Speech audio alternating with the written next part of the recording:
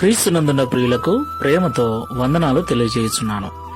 June నెల 30వ తేదీ 2024.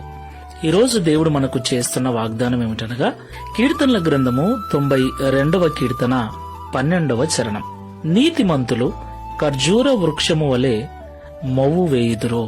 Amen. నా ప్రియమైన సహోదరి సహోదరులారా, మొవ్వు వేయటము అంటే ఇంగ్లీష్ బైబిల్లో ఫ్లోరిష్ అని రాయబడింది. ఫ్లోరిష్ అంటే అభివృద్ధి చెందటము, వర్ధిల్లటము అని అర్థం. అంటే నీతిమంతులు ఖర్జూర వృక్షము వలె అభివృద్ధి చెందుతారు అని అర్థం.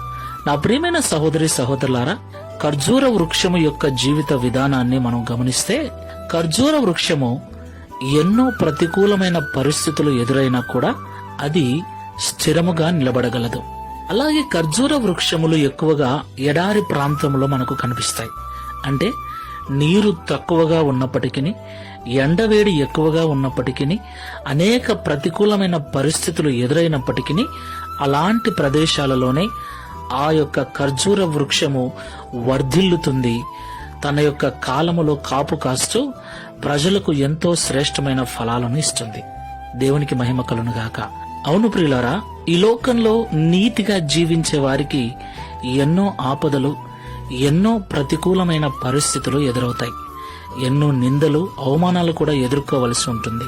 అయితే ఎన్ని అవమానాలు, ఎన్ని నిందలు, ఎన్ని బాధలు ఎదురైనా, ఎంతటి ప్రతికూలమైన పరిస్థితుల గుండా వెళుతున్నా నీతిమంతుల యొక్క అభివృద్ధిని అవేవి కూడా అడ్డుకోలేవు.